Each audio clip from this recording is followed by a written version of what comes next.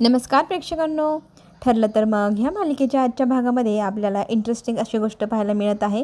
अर्जुन आणि सायली दोघंही आईस्क्रीम खात खात गप्पा मारत बसलेले असतात आणि आईस्क्रीम खाताना अर्जुन खरंच म्हणतो की मला माझी मैत्रीण इतक्या वर्षांनी परत मिळाली आहे. तिच्यासोबत आईस्क्रीम खाताना मला खूप भारी मजा येते आणि ही गोष्ट आता आपण किती वेळ अशी पोटात ठेवायची हाही प्रश्न आहे. पण सायली म्हणते आपल्याला आता उद्यापर्यंत धीर काढावंच लागेल. मला तर असं झालं आहे उद्याचा दिवस कधी उजळतोय आणि मी सगळ्यांना सांगते की मीच तुमची तन्वी. मला त्या दिवसाची खूप आतुरता आहे. तर आता आपण इकडे पाहतोय की ज्या गोष्टीला इतकी आतुरता वाटते इथे आपल्या सायलीला, तीच गोष्ट नकोशी वाटते इथे नागराजला त्या मुलांनी जाऊन सांगितले राकेशनी की काय काय घडलं आणि कसा त्याचा प्लॅन फेल गेला आणि ही कशी बचावली. तर ही गोष्ट ऐकल्यावर सगळ्यात पहिले ना त्याच्या कानपटीत मारण्याची काही संधी सोडत नाही हा नागराज. सगळ्यात पहिले त्याच्या कानाखाली मारत तो म्हणू लागतो की तुला एक काम धड जमलेलं नाही. साधं त्यांना ॲक्सिडेंट करून मारताही तुला नीटचं आलेलं नाही आणि म्हणालास की तू काहीतरी करून दाखवशील, माझ्यासाठी पण करशील. मला नाही वाटत तू काही करू शकतोस. इथे नागराज मुलाला म्हणत असतो की मला तुझ्याकडनं किती अपेक्षा होते. मला वाटलं होतं तुम्हाला या जेलमधून बाहेर काढशील, त्या किल्लेदाराची अख्खी प्रॉपर्टी तुझ्या नावाखाली मी मिळवेल. आता ती सायली जर खरी मुलगी ही गोष्ट रविराजला कळेल तर रविराज सगळ्यात पहिले सगळी प्रॉपर्टी तिच्या नावावर करून टाकेल. मग आपल्या हातात काय धतुरा, पहिले पण काही आलं नाही आणि आत्ताही काही आलं नाही. मला फार अपेक्षा होत्या राकेश तुझ्याकडनं, तूही मात्र फेल गेला. माती खाल्लीस तू. तर तो म्हणतो बाबा मला आणखी संधी हवी आहे, मग मी काय करू सांगा ना, मी तुमच्यासाठी काहीही करेल. तुम्ही म्हणाल तसं. तर आता पप्पांकडे इतकी माहिती विचारतोय ना हा, काय करू. पप्पा म्हणतात सगळं मी सांगायचं, मग मी कशाला इथे बसलो आहे, तुला तुझं डोकं चालवता येत नाही का, काहीही कर.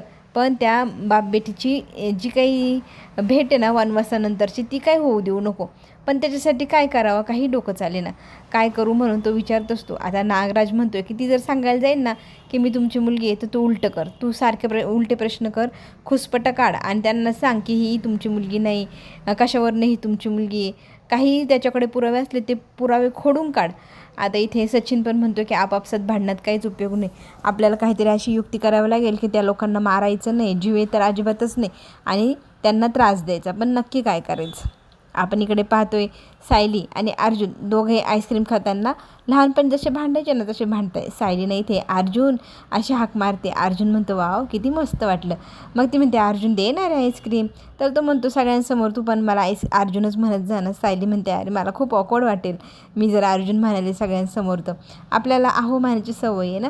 तर तो म्हणतो की आहो म्हटलं की सायली वाटते, अर्जुन म्हटले की माझी बालपणीची तन्वी माझी मैत्रीण वाटते. कानाला अगदी इतकं सुखमय वाटतं ना अर्जुन म्हटल्यावर तू. तर इथे सायली त्याच्याकडे आईस्क्रीम मागत असतो, तो देत नसतो आणि मग त्याला ती म्हणत असते अर्जुन. मग अर्जुन कानात वा किती भारी वाटते असं एन्जॉय करत असतो. ते अर्जुन म्हणत असते आणि त्याच्या हातातला तो आईस्क्रीमचा डबा तिने काढून घेतलेला असतो आणि मग खायलाही बिलगलेली असते. अर्जुन मात्र त्याच सुखात आहे की मला तन्वी अर्जुन म्हणून हाक मारते, किती भारी वाटते ना अँड ऑल.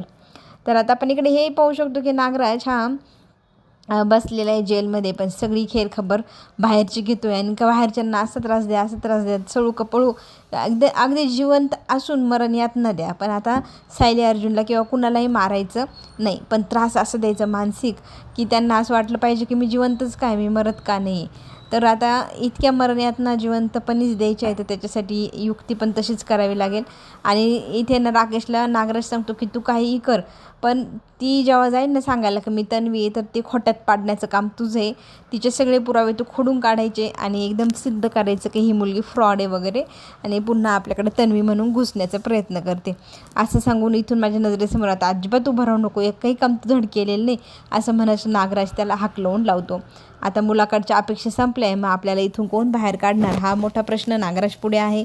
आणि नागराज आता बोलता म्हणू लागतो की हा जो महिपत आहे हा तर बाहेर गेला आहे, पण त्याचं जे काय म्हणतात साधू संतपणा आहे तो आपल्याला भावणार आहे. तो साधू झाल्यापासून काहीही चालत नाही. तो असताना आता हे सगळं काही 1 मिनटात त्याने नीट केलेलं असतं.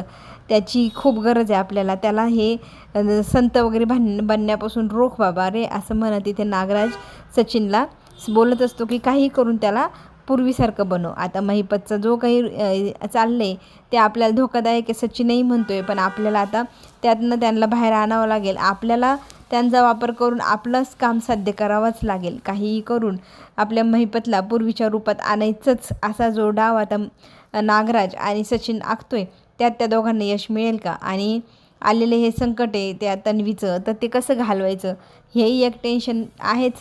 पण सचिन म्हणतो की आपण कुणालाही मारायचं नाही, फक्त मरण यातना आता सगळ्यांना द्यायच्या, की मी जिवंतच काय असं प्रत्येकाला वाटायला हवं.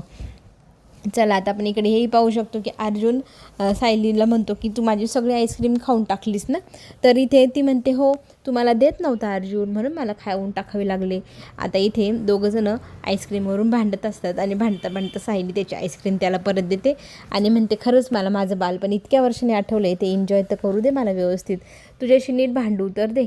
तर इथे अर्जुन म्हणतो की हो नक्कीच, तुझं बालपण तुला इतक्या दिवसांनी मिळाले, तुझा हट्ट सगळं काही आता मी पुरवणार आणि तू पुन्हा पूर्वीसारखं तुझं आयुष्य एन्जॉय करावं असं इथे तो तिला म्हणतो आणि ती त्याला थँक्यू असं म्हणते.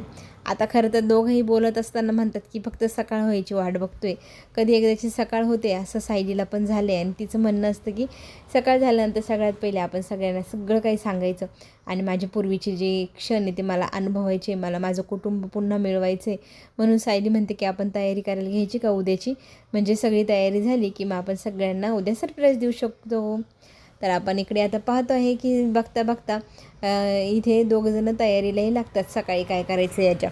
इकडे मात्र राकेश फारच चिंतेत आहे, काय करावं त्याला कळेना. वडिलांनी तर त्याला सांगितलं आहे की सायली आणि अर्जुन दोघंही जे जे पुरावे दाखवतील ना रविराजला ते सगळे खोडून काढायचे, खोट्यात पाडायचं की ही खोटी बाई आहे, ही खरी तन्वी नाही आहे असं सिद्ध करायचं. पण म्हणजे नक्की करू तरी काय, हा तर प्रश्न त्याला आहेच. कारण कोणता पुरावा ते देऊ शकतील, कोणत्या पुराव्याला मी खोडून काढण्याचा प्रयत्न करू, कशी काही खुसपट्ट काढू, काही सुचन डोकंच चालत नाही बाबाचं. तर आता तो टेन्शनमध्ये काय करू. मग आता पुन्हा एकदा तो सचिनला कॉल करतो. सचिन म्हणतो ह्याचं काय यार एवढ्या रात्री. तर तो म्हणू लागतो की मी काय करू यार, मला काहीच कळत नाही. बाबा तर म्हणतं की असं असं कर, खुसपट्ट काढ आणि ते तिला खोट्यात पाड. पण खोट्यात पाडणं एवढं सोपं नाही. तो अर्जुन आणि सायली किती हुशार आहे, त्यांच्याकडे सगळे पुरावे सगळं काही तयारच असेल, मग एवढ्या सगळ्या गोष्टी कशा काय नाकारू मी. तर आता इथे सचिन म्हणतो की तुला हे तर करावंच लागेल, कारण खुसपट्ट काढली नाही तर मग ती तन्वी आहे सिद्ध होईल आणि ती तुझ्या डोक्यावर तिथे घरातच नांदेल. मग काय करावा. तर आता इथे सचिन सांगू लागतो की तुला एकच व्यक्ती जी मदत करू शकते आणि सायली आणि अर्जुनची नस रगन रग आणि कुठली कमजोरी कुठली स्ट्रेंथ आहे हे तिला माहिती आहे आणि तीच तुला मदत करू शकते.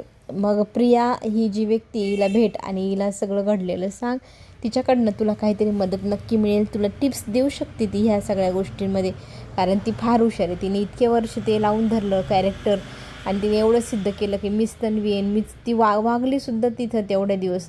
तर ते सगळं तिला जमलं ना, म्हणजे तिला टेक्निक आहे काय करायचं आहे म्हणून. तर तू तिला जाऊन भेट, ती तुला नक्की मदत करेल. आणि मग तो एवढ्या रात्री भेटायला गेलेला आहे प्रियाला. आणि प्रियाला तिथले म्हणजे जेलमधल्या त्या आहे ना मॅडम, त्या सांगतात की तुला भेटायला एक व्यक्ती आला आहे. तर सचिन आला असेल काय कामाचा असं म्हणते ती. तर एक बाई म्हणते की नाही रे, तो दुसराच व्यक्ती कोणतरी नवीनच पहिल्यांदाच आला आहे. मग नवीन कोण आहे. मग तिला असं वाटतं की आपल्या घरून कोणतरी आलं आहे आपली चौकशी करायला, घाई गडबडीत जाऊन पाहते तर काय तिथे हा असतो राकेशला पाहून म्हणते काय रे, तुला तुझ्या बहिणीची एवढ्या वर्षानंतर आठवण आलीस का, एवढ्या दिवस कुठं होतास तू, आठवण नव्हती येत का माझी. तर तो तिला म्हणतो माझी बहीण वगैरे काय बनण्याचं नाटक करू नको, माझ्या गळ्यात नको पडू, मला माहिती तू कोण आहे काय, माझी बहीण बनायला आली मोठी.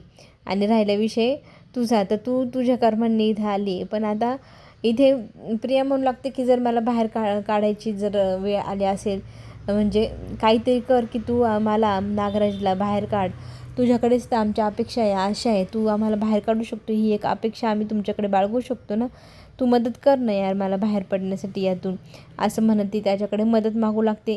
ती गायावाया करत असते. तर आता राकेश म्हणू लागला आहे की हे सगळं बाजूला होते, सगळ्यात महत्त्वाची गोष्ट म्हणजे मला तुला सांगायचं आहे की सायलीला कळलं आहे की ती खरी तन्वी आहे.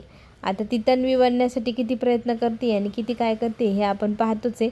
तर आता आपण इथे बघतो आहे की प्रियाला जेव्हा तो सांगतो ना की सायलीला कळलं आहे सगळं, त्यावेळी तिचा इतका संताप होतो, हे कसं काय कळलं, तिला कोणी सांगितलं, तिच्यापासून लपवण्यासाठी इतकी वर्ष धडपड केलेली आहे असं म्हणत ती चिडचिड करू लागते. राकेश तिला शांत करतो आणि म्हणतो की डोकं शांत ठेव, मी काय सांगतोय ते ऐक. मला जेव्हा कळलं नाही हे दोघंजणं ह्या दोघांना कळलं आहे की सायलीच तन्वी, तर ते आठवत नव्हतं, ते आठवण करून घेण्यासाठी तिने रिक्रिएशनचा घाट घातला. आणि त्याच्यामध्ये मी ठरवलं की हे दोघं ज्या वेळेला गाडीतनं जातील त्यावेळेला त्यांच्या गाडीचं ब्रेक फेल करायचं. त्यांना मारण्याचाही प्रयत्न केला मी, कोणालाही काहीच झालं नाही, सगळे प्रयत्न फेल गेले. आणि मला आता कळतच नाही की काय करू हे सगळं थांबवण्यासाठी. सायली उद्या सकाळी सगळ्यांना सांगणार आहे की मीच तुमची हरवलेली तन्वी. आता इथे ही सगळी गोष्ट ऐकल्यानंतर प्रिया म्हणते की कसं काय वाचलं यार, ते एकदाच सगळे गेले असते, सगळं टेन्शन संपलं असतं. पण आता काय करायचं हाही प्रश्न आहेच. मदत मागतोय राकेश आणि त्याच्या बदल्यात प्रिया म्हणते की मला इथून बाहेर सोडवायचं. तर तो म्हणतो ठीक आहे. मग आता दोघंही आपापल्या परीने एकमेकांना मदत करण्यासाठी आयडिया सांगू लागतात. इथे सायली आणि अर्जुनची एकूण एक रग माहिती असल्या कारणाने इथे आपण पाहतोय म्हणजे ही आहे ना प्रिया, ती ते आयडिया देण्याचा प्रयत्न करते की सायलीला इथं कमजोरी आहे किंवा अर्जुनला तिथं कमजोरी आहे, म्हणजे कुठल्या गोष्टी त्यांना आपण अडकवू शकतो ह्या गोष्टींबद्दल ते दोघंजणं बोलू लागतात. बोलता भरपूर आयडिया आता इथे राकेशला आली. राकेश म्हणतो की ठीक आहे, मी जर असं केलं आणि सायली खोटं बोलती हे सिद्ध झालं तर मग आपल्याला पुढे चान्स आहे की आपल्या बाजूने आपल्याला सगळं प्रकरण वळवता येईल. आता इथे पाहतोय की प्रिया भरपूर अशा युक्त्या राकेशला सांगू लागली ज्यामुळे त्याला मदतच होणार आहे. आता इथे सकाळी सकाळी अर्जुनने प्लेट वाजायला सुरुवात केली आहे आणि जणू काही दवंडीच पिटतोय. तो सगळ्यांना बोलवतोय, या सगळेजण जमा व्हा. सगळ्यांना आवाज देऊन हातावरती चमचा आदळून सगळ्यांना डोकं दुखवून उठवून आणतोय बहुतेक. आणि सगळेजण तिथे आल्यावर त्याला म्हणते अर्जुन यार बंद कर वाजवणं, किती वाजवतोयस तू, तुझं काय म्हणणं एवढ्या सकाळी सकाळी कशाला आरडाओरडा लावलायस रे. तर आता तो सांगू लागतो की मला तुम्हाला सगळ्यांना एक महत्त्वाची गोष्ट सांगायची म्हणून तुम्हाला सगळ्यांना इथे बोलवलं आहे मी. आता सगळेजण इकडे तिकडे आजूबाजूला पाहू लागतात. एवढं सगळं डेकोरेशन, एवढं सगळं, आज काही कार्यक्रम आहे का आपल्याकडे, असाही प्रश्न आता सगळ्यांना पडला आहे आणि कोणालाच माहितीही नाही की कार्यक्रम काय. आता इथे अर्जुनने सांगायला सुरुवात केली की तुमच्या सगळ्यांसाठी एक महत्त्वाचं सरप्राईज आहे, त्याच्यासाठी मी तुम्हाला सगळ्यांना इथे बोलवले. सगळेजण पहिले शांत बसा, कारण जी गोष्ट आहे तुम्हाला कळल्यानंतर ती तुम्हाला झेपली पाहिजे. बसलेले असले तर कसं झेपल असं तो मस्करी करतो. तर रविराज म्हणतो की ह्या फोटोंमध्ये काय झाकून ठेवलेलं आहे, काय आहे एवढं.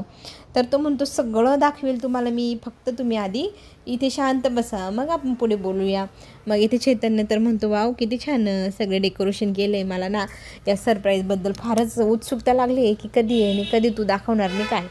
तर आता अर्जुन सगळ्यांसमोर म्हणू लागलेला असतो की सरप्राईज एकदम स्पेशल आहे, स्पेशल गोष्टीसाठी आहे. आणि मग तो तिथे एक एक करत सगळे फोटो दाखवू लागतो. आता सगळे फोटोंमध्ये आपण पाहतोय काय काय आहे. तर आता त्या फोटोत आजीसोबतची तन्वी, पूजा पाठ करताना देवाची गणपती बाप्पाची दर्शन घेतानाची तन्वी, अगदी प्रत्येकासोबत काढलेली ती सेल्फी, ते सगळे फोटो तिथे आता अर्जुनने व्यवस्थित लावलेले असताना ते फेस रिव्हील करून दाखवतो. आणि फोटो पाहून तन्वीच्या विषयी आज सगळं आहे हे पाहिल्यावर अश्विनला फार वाईट वाटतं, कारण तन्वी म्हणून त्याने एका मुलीवर प्रेम केलं, त्याच्या आयुष्यात ती मुलगी आली नाही. आता हे सगळं, तर आता तन्वीचे एवढे सगळे फोटो, एवढ्या सगळ्या आठवणी पुन्हा एकदा ताज्या का करण्यात येत आहे हाही प्रश्न आहे. कारण रविराजने तर सांगितलं होतं की कधीही तिचा पुन्हा आपल्या घरात विषय घेतला जाणार नाही, पण तरीही आज अर्जुनने हिंमत केली आहे. तन्वीविषयी सगळ्या गोष्टी, सगळे फोटो, सगळं काही त्याने तिथे सादर केले. आता हे सगळं तू का करतोय हाही प्रश्न सगळ्यांना पडला आहे. अर्जुन म्हणतो जरा धीर धरा. आता आपण इथे पाहतोय इमोशनल होत आहेत सगळेजण फोटो वगैरे पाहून. सगळ्यांना फार असं मनाला लागतं की काय आपल्या आठवणी होत्या आपल्या मुलीबद्दल, आपली मुलगी कुठं गेली असेल, कुठे असेल आणि कशी असेल, जिवंत आहे की नाही हा पण एक प्रश्न आहे.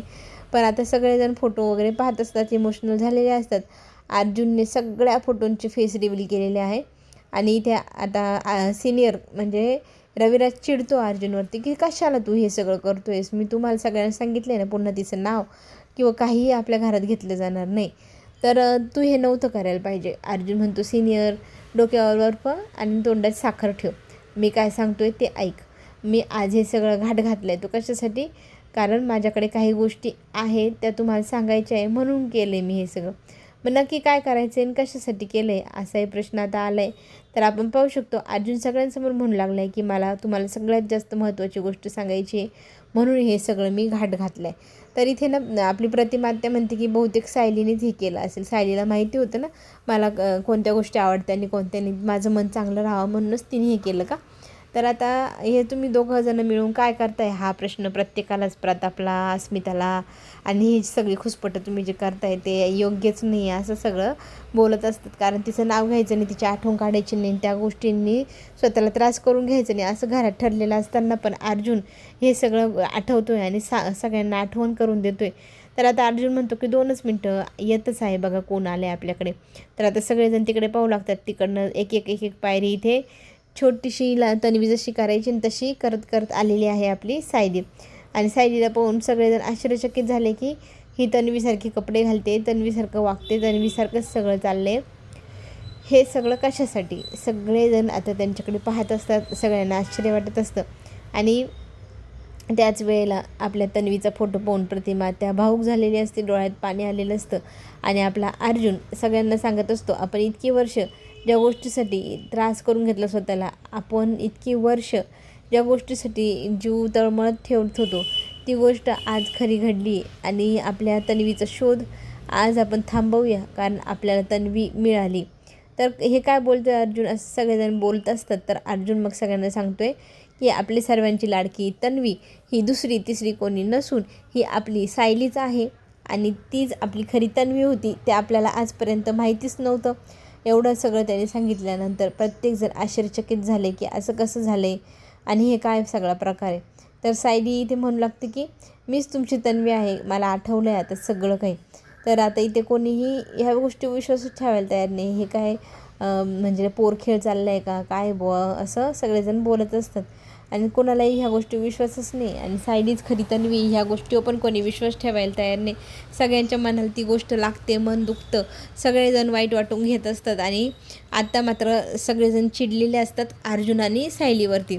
त्याच वेळेला राकेश हे सगळं काही बाहेरून पाहत असतो आणि अंदाज घेत राहतो. तर इथे सायली आता सगळ्यांना सांगू लागलेली असते की मीच तुमची तन्वी, मला आता माझं बालपण कालच्या ॲक्सिडेंटमुळे आठवलं. मग ती सगळ्यांना सगळ्या आठवणी सांगू लागते. तिच्यावरती आता कोणीही विश्वास ठेवतं का नाही हा पण प्रश्न आहे. आणि तिथे खुसपट काढण्यासाठी आलेला आहे राकेश. त्या सगळ्या गोष्टींना विरोध करताना आपण पाहू शकतो. अर्जुन मात्र सगळ्यांना सांगतो की हीच खरी तन्वी आहे, त्याच्यासाठी मी सगळे पुरावे जमा केले. तर पुराव्यांमध्ये त्याच्याकडे असलेल्या सगळ्या गोष्टी, सगळ्या आठवणी तो सांगतो.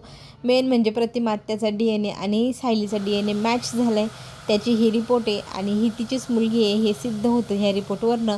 एवढे सगळे रिपोर्ट आता आपले रविराज काका सगळे व्यवस्थित पाहू लागतात. पाहिल्यानंतर मात्र ते आपल्या सायलीकडे एकदा बघतात आणि सायलीला पाहून त्यांच्या मनात खरंच काय आलं आहे हे आपण अंदाज नाही लावू शकत. आता आपण पण हे पाहू शकतो की प्रतिमा त्या फार खुश आहे आणि ती तन्वीला म्हणते की सायली, तुला मी जेव्हा पण पाहायची ना तेव्हा मला का कोणाच ठाऊक माझी तन्वी असल्यासारखं वाटायचं आणि इतके दिवस असं वाटायचं ते खरं निघालं. चला तर मग आत्ता घेऊ छोटी विश्रांती. पुढे काय होणार पाहण्यासाठी आपण पुन्हा भेटूया. चॅनलला लाईक आणि सबस्क्राईब नक्की करा. धन्यवाद.